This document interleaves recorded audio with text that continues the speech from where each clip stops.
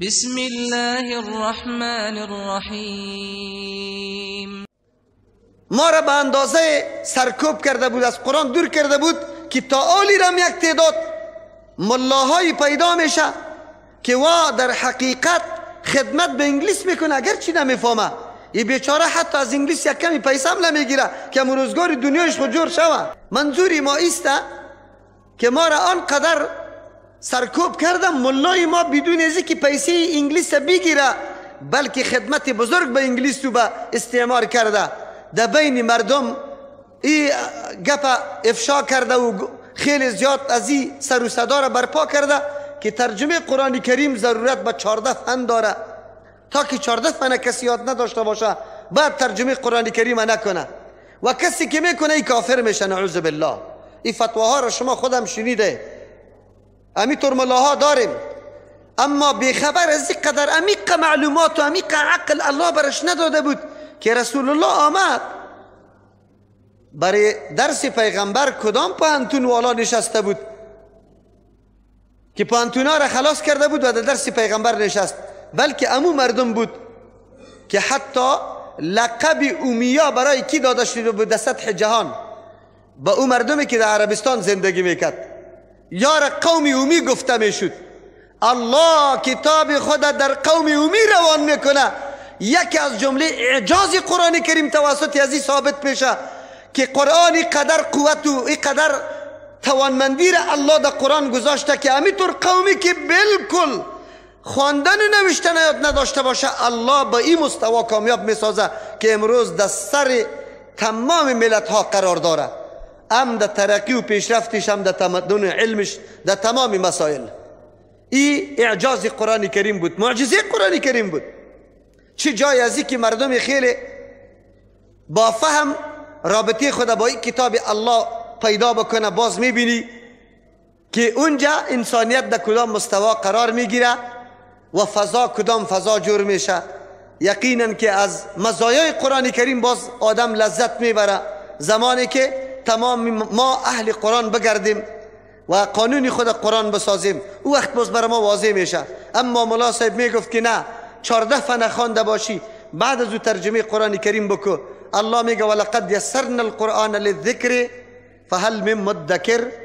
ما قرآن برای نصیحت پذیری، برای ازی که انسان آگاه باشه، بیدار باشه، چی آینده دارم، چی مقصدی در دنیا دارم، از کجا آمدیم، کدام طرف روان هستم، برای کدام مقصد آمدیم. قرآنی تذکیره به کلگی میکنه، به زن، مرد، خرد، کلان، جوان، پیر، به دیقان، محصل، مامور، مدیر، سای منصب، غیری سای منصب، کلگی را این کتاب الله تذکیر میده.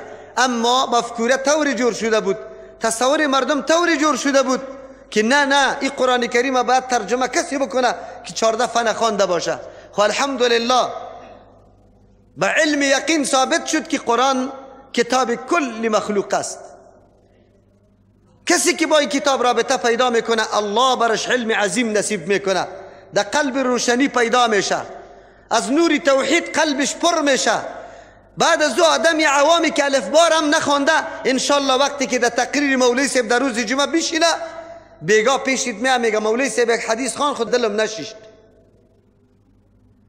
امی نوری توحید امی قدر قدرت به این شخص میده که تفکیک میتونه در بین سخنای مولوی صاحب که نمی آدم از شکم گفته یعنی که واقعا حدیث رسول الله را گفته. امی قدر بصیرت الله نصیبی کسی میکنه که با قرآن رابطه و علاقه پیدا میکنه. این ثابت شدگیست ان شاء الله. شما سری خودم تجربه کرده. الحمدلله امروز دنیای استدلال و منطق است، دنیای دلیل است، دنیای بگوید تقلید کرکرانه نیست که دنبال رو هر کس که هر طرف روان است کالای سفید و لنگی سفید پوشیده باشه هر چیزی که گفت برای ما سند است. نه امروز انتقاد است. مولا صاحب که با مجرد سخن میگه سعی میکنی مردم عوام پشتش خیسته. یک نفر دمی روزای پیش در شعبان، در 15 شعبان کدام جناب خیسته بود گفته بود که کسی 2 رکعت نماز در شب 15 شعبان بخونه، ما چون که چند مرتبه قل هو الله احد بخونه اینی قدر ثواب داره. نفر عوام رفته بود پیش مولوی صاحب گفته بود مولوی صاحب این سخنه که میگی حدیث چطور است، سند منادش صحیح کرده یا نه؟ مردکه ایران شده که سند گفت سند چی را میگه؟ این عوام برش میگه که تو ملا هستی؟ در سر منبر پیغمبر خود تو برآمدی، تو لیره سند هم نمیشناسی. من خو عوام آدم هستم، هر سخنی که از پیغمبر بر ما میرسه بری خود یک سند داره. موتون که یک گپ در کسی میرسانیم سند داریم. من در تو میگم، تو دو میگی، او دو میگه، امی سند است. تو سند زیر دیدی؟ والا گفت من خود در کتاب سعی کردم، من اینجا دیدم خب زیبای حکایت بود. امیره گفتم، او برش گفته که ملا صاحب خیر است، امی قدر گناه بسیط است، آینده دیگه خود در گناه مبتلا نکو، برو یک کمی حدیث بخوان که باز مردم در گمراهی نکشانی. تو حدیثی موضوعی را به مردم گفته رایستی بدون سند. الحمدلله نفر عوامی گپ برای مولوی میگه. اینقدر بصیرت الله به برکت امی کتاب الله بری امی طور مردمان نصیب میکنه، کسی که با قرآن تعلق و رابطه داره. دیگه ما انشاءالله را درک کردیم که استعمار ما را گرفت، از قرآن دور کرد، نگذاشت که ما با قرآن تعلق و رابطه پیدا کنیم و قرآن بدانیم. منظور میسته که ما چرا ترجمه قرآن کریم اختیار کردیم، خصوصا در رمضان مبارک، و تلاش کردیم که مردم از کار و روزگار هم نمانه، در ذهن مردمی فکر پیدا نشوه که ما را فقط دعوت به سوی مسجد میده اما از کار دیگه ما را منع میکنه. ما از او جمله نیستیم. مطابق هدایت قرآن کریم، یا ایها الذین آمنو اذا نودی للصلاة من یوم الجمعة فاسعوا الی ذکر الله.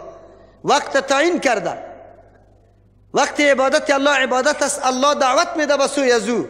تمام معاملات تترکو و ذروا البیع ذالکم خیر لکم ان کنتم تعلمون. بعد از او چی میگه؟ فاذا قضیت الصلاة، وقتی که نماز ختم میشه، فانتشروا فی الارض وابتغوا من فضل الله. تیت شوی در گوشه ها و کناره های زمین از احسان الله طلب بکنه.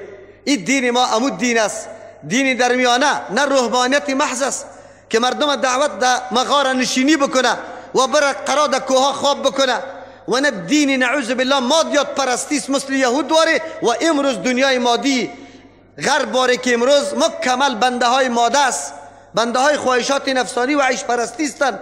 او دین نیست، این دین انسانیت درس میگه. یک چند لحظه عمر خود با قرآن بدیم و بعد از او مقایسه کنیم با عمر سابقی خود. و شما که امروز اینجا آمده در این درس، باید این نقطه را قطعا در ذهنتان بگیری که تفاوت لحظات درس قرآن با لحظات که دیگه وقت ما سپری کردیم چی هست. امروز ما چی برداشت میکنیم و چی میگیریم و سابق در کدام حالت بودیم. از او خاطر ما باید تفاوت قطعا درک بکنیم و تلاش بکنیم که حقوق قرآن کریم پوره بکنیم که امروز تشریح میکنیم ان شاء الله. از او خاطر جای خوشی ایست که الحمدلله امروز با تلاش دنیای کفر که تمام توانمندی خود خرج داده، از نظامی گرفته تا فرهنگی را، از اقتصاد گرفته تا اخلاق، کلش یکیشم برای ما نگذاشته برای اغوا کردن ما، برای فاسد کردن نسلهای ما. لیکن الحمدلله برعکس از او اینمی طور جماعت ها روز به روز در درس قرآن شریک میشه. از مناطق دور الحمدلله مردم دیگه هم بیدار شده در درس قرآن شریک میشه. این جای بسیار شکرگزاری الله متعال است. از او خاطر ما اعلان میکنیم به دنیای کفر که کفار شما اینقدر زحمت کشی که میکنه برای از اینکه مردم از دین بیگانه بسازی، انشاءالله از دین بیگانه ساخته نمیتونه. باز مردم انشاءالله بیدار میشه. امو کسایی که در اروپا زندگی میکنه از ما کده بیدارتر، چرا که مکاید و نعوذ بالله امو دسیسه های پنهانی و شومی که واداره مردمایی که در غرب زندگی میکنه از اون دسیسه هایش خوب آگاهی داره، میفهمه که وقت چی میکنه. از او خاطر دیگه هم بیدار میشه و توجهش طرف دین و نظام واقعی فطری خود میشه که اسلام است. باعث شروع کردن ترجمه قرآن کریم ما انشاءالله امی است. ما ترجمه قرآن کریم و کدام هدف دیگه شروع نمی کنیم. هدف ما بیدار شدن نسل است. از او خاطر از کل مشترکین ترجمه قرآن کریم اولین خواهش ما است که این درس بیدارگری است. کل مفهوم قرآن فهمیدن نیست، ذمه براری نمی کنیم، چرا قرآن بحر عمیق است. از تمام علوم از او آگاهی حاصل کردن کار خیلی طولانی است که الله نصیبی کسی بکنه و ما و شما را الله توفیق نصیب بکنه. اما ما برای از اینکه نسل ما بیدار شود که ما به کدام نظام عقیده داریم و کدام نظام الله برای ما روان کرده که در اون نظام ما زندگی خود پیش ببریم، فقط آشنایی حاصل شدن با اینمی کتاب الله و نظامی که الله برای ما روان کرده اینمی است. ما الله غرض و مقصد پیدایش ما را الله خود بیان کرده و ما خلقت الجن والانس الا لیعبدون. ما پیدا نکردیم جن و انس مگر به این خاطر که عبادت الله را بکنیم. تا وقتی که الله را نشناسیم عبادت الله را کرده نمیتونیم. عبادت حق الله است. حق الله را وقتی ادا میتونیم ذات الله را ما شناخته بتانیم که کدام ذات است. معرفت ذات الله متعال بدون کتاب الله امکان پذیر نیست. هر کسی که ادعا بکنه که ما الله را میشناسیم اما بدون قرآن میشناسیم دروغ میگه. ضرورت داریم که ما با کتاب الله رابطه پیدا کنیم که الله را بشناسیم. عبادت چی ده میگه؟ هر چیزی که پسندیده به نزد الله باشه، قول باشه یا عمل باشه، کردار باشه، هر چیزی که هست خو لیکن به پیش الله محبوب باشه، الله او را میپسنده، بدون قرآن امیرم شناخته نمیتونیم. چرا؟ چیزی که مورد پسند الله است مامور به است، الله سرش امر کرده. از او خاطر تا که قرآن نباشه شناخته نمیتونیم کدام چیز مامور به است و کدام چیز منهی عنه است منع کرده. از او خاطر ما نیاز به کتاب الله و از او چیزی که تشریح کتاب الله را میکنه سنت رسول الله داریم. پس ما این را گفته میتونیم که طاعت و بندگی الله متعال بدون قرآن کریم کرده نمیتونیم. میتونیم؟ نمیتونیم. از همون خاطر پیغمبر علیه السلام وقتی در حدیث میفرماید طلب العلم فریضة علی کل مسلم، طلب علم فرض است بالای هر شخص مسلمان. مراد از شخص مسلمان عام است، مرد باشه یا زن باشه. این علم فرض است که ما الله را بشناسیم. این علم فرض است که ما حق الله را که بندگی الله است ای را بشناسیم. در این مورد نه اجازه پدر و مادر مانع شده میتونه، نه اجازه شوهر مانع شده میتونه. چرا ما مکلف به انجام بندگی الله هستیم، اما بندگی الله را که نشناسیم بندگی الله را کرده نمیتونیم. و شناخت بندگی الله متعال تعلق داره به کتاب الله متعال. از او خاطر اولین نکته امیست که کتاب عظیم الله را ما به این مقصد میخوانیم که ما طرز بندگی الله متعال بدانیم که بندگی الله به کدام سیستم میشه، عبادت الله کدام چیز است و چه قسم عبادت الله متعال بکنیم. خب مقصد از این تعلیم چی است؟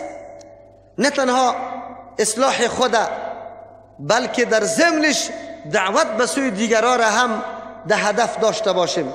اگرچه اصلی مقصد آمدن ما در اینجا برای عزیزت که ما خود اصلاح کنیم او اصلاح خود بدون قرآن کریم و حدیث رسول الله امکان پذیر نیست. جنگ ما با او تعداد مردمی که مردم به نام خانقاه ها و مراکز تزکیه جمع کرده و یک تعداد علما مردم فریب میده. کی میگه که تزکیه نیسته، تصوف نیسته، یکی تصوف خوب است یکی تصوف خراب است، مردم فریب میده. ما برش میگم که ای جنابا، تزکیه عبارت از اصلاح عقیده است، تزکیه عبارت از اصلاح عمل است، تزکیه عبارت از اخلاق درست است و ارسیش نصابش کتاب الله و سنت رسول الله است. اگر کسی ادعا میکنه که عقیده اسلام میشه ولی بدون کتاب الله و سنت رسول الله دروغ میگه. برنامه انبیاء علیهم السلام اینجا براتون معرفی میکنم. اگر کسی میگه که عمل درست میشه بدون کتاب الله و سنت رسول الله دروغ میگه. اگر کسی میگه که انقلاب اخلاقی در وجود انسان پیدا میشه اما بدون کتاب الله و سنت رسول الله دروغ میگه. نزاع و جنجال ما سر همی گپ است که نکنه تحریفات در اصطلاحات دین نبیاره. در اصطلاحات دین شما تحریف نکنه. او کلمات که کدام مفهوم ارائه میکنه کدام مقصد ارائه میکنه او را تغییر نده، مردم در راه غلط نکشانه. تزکیه یکی از جمله برنامه های اصلی ارسال انبیاء علیهم السلام است. ابراهیم علیه السلام زمانی که مورد عنایت و لطف الله متعال قرار میگیره، انی جاعلک للناس اماما، تو را امام مقتدا جور میکنم. الله وقتی امتحاناتش سر ابراهیم علیه السلام میاد، ابراهیم علیه السلام کامیاب است، انعامات برش میکنه، دعاهایش قبول میکنه.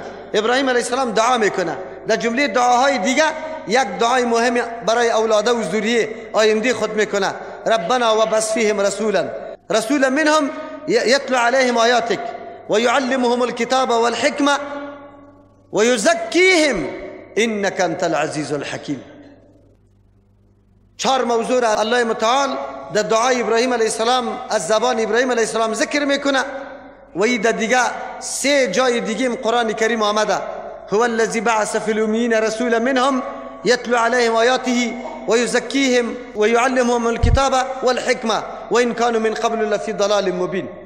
اما اونجا تذکره پیش ذکر کرده که من حیث هدف معلوم شود که اصل هدف امیسته، وگرنه 3 برنامه دیگه مرتب است: تلاوت کتاب الله، تعلیم مقاصد یا مضامین کتاب الله، عمل به احکام کتاب الله و بعد از او تزکیه. نصاب تزکیه را الله متعال خود تعیین کرده. انبیاء علیهم السلام مقصد روان کردنشان هم می بوده که چه قسم انسان جور شود، چه قسم انسان الله اراده کرده که در روی زمین حکومت بکنه و زندگی بکنه. انسانی که مزکا باشه، تزکیه شده باشه. توسط چی چیز تزکیه شده باشه؟ قرآن نصاب برش تعیین کرده. الله متعالی را بر ما بیان میکنه: تلاوت کتاب الله، تلاوت درست کتاب الله. این مقدمه و ذریعه برای فهم مطالب است.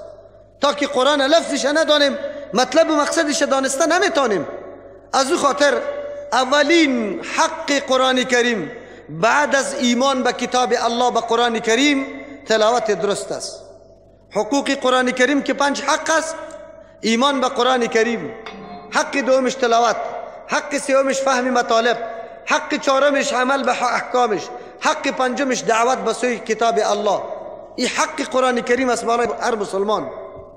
بعد از اینکه ما عقیده به کتاب الله متعال داریم، تلاوت درست قرآن کریم باید بداریم، به خاطری که مقدمه برای فهم مطالب است. مناسب است که حق اولم یک کمکی تشریح کنم، به خاطری که آینده به درد ما میخوره. ما از فضیلت قرآن زیاد بیان میکنیم، بس از همین قدر که عثمان رضی الله عنه از پیغمبر اسلام نقل میکنه: خیرکم من تعلم القرآن و علمه. بهترین شما، افضلترین شما، کسی که پیش الله خیلی محبوب و امتیاز داره، مرتبه و درجه داره، کسی است که او قرآن یاد میگیره. تعلم القرآن.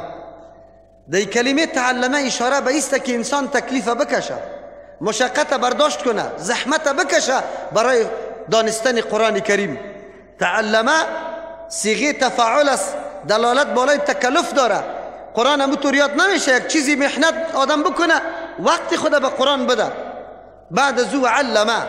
خیریت مرتب به 2 امر شده: یکی تعلم که خود حاصل کنی و یکی تعلیم که به دیگه کس بیان بکنی. اگر ما خود حاصل کردیم اما دیگه کس دعوت برش ندادیم، به دیگه کس نرساندیم، در اینجا ما خیریت و افضلیت بر ما حاصل نیست. در حدیث دیگری هم که پیغمبر علیه السلام میگه: مجتمع قوم فی بیت من بیوت الله یتلون کتاب الله و یتدارسون بینهم. اونجا تنها تلاوت نگفته که در یک خانه الله متعال که جای عبادت الله باشه، در اونجا کتاب الله بیان شود، تنها تلاوت شود. گفت و یتدارسونه بینهم. اصلی مقصد جمع شدن در اون جایی که خانه عبادت الله است، اصلی مقصدش تدارس است. تدارس میگه یکی با دیگه درس دادن. الله اکبر.